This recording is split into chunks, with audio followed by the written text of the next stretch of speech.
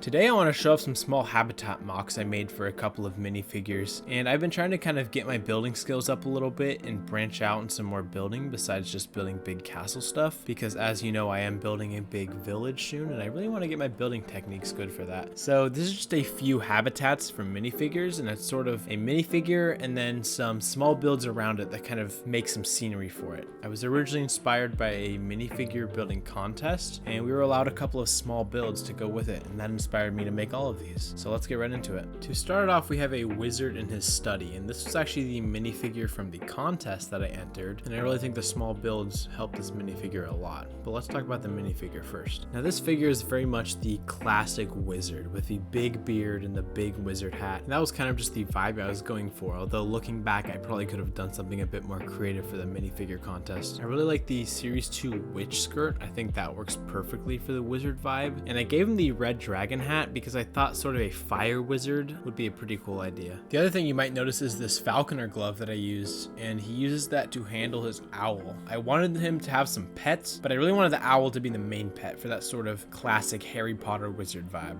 Now for the builds, to start it off we have the bookcase, and I'm really happy with how this turned out. I wanted to use some round pieces and curved pieces to just make it look a little less boring, and I really think it captures a bookcase with a lot of books, and I can definitely see myself using this in a mock for like a wizard's house or something. Next we have the table, and this is once again a pretty simple design using a snot technique to give it a flat surface, and I just rested a couple of potions and scrolls on it to sort of have the wizard maybe casting spells or making potions. You're also going to notice the pet rat and pet spider that he has, and those help give off that sort of mysterious and spooky wizard vibe. Overall, I think this is a really cool scene, but let's move on to the next one. For this next one, we have a warrior training in the woods. Now, I didn't do anything too special for the minifigure, but let's check him out. For this guy, I used the Viking torso off of Pick-a-Brick and the goat herd legs, and that really gives that leather armor look because I wanted him to be light to no armor instead of a heavily armored warrior. I also really like this facial expression and hair combo, and I think it really gives him a lot of personality, and he has a variety of weapons, but because he has a longbow, I gave him a quiver on his back. The first build is just a simple tree with some flowers underneath, and the main purpose of this was to show that it's an outdoor forest setting because this could theoretically be anywhere. It's also a great place to take a nap.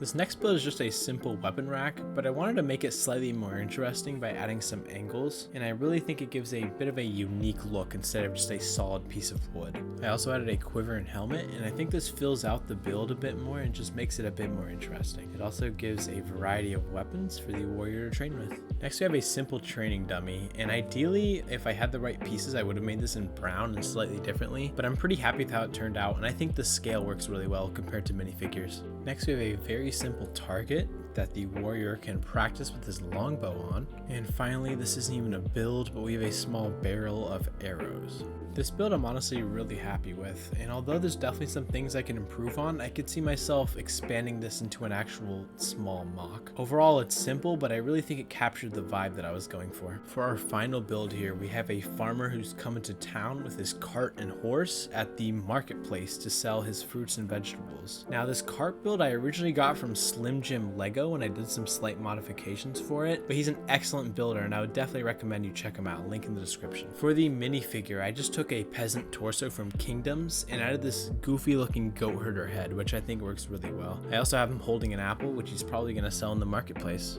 For the main build of this, it's obviously this cart, and I just think this looks fantastic. I even think I'm going to include it on my medieval harbor build. I really like the mix of the black and brown because the black looks a bit more structural, where the brown looks a little bit more wooden and built onto it. Next we have a horse, and there's not really much to say about the build on this horse, it's just very basic, but I like to think that the horse maybe pulled the cart into town, and I think it just gives a little bit more story to the build.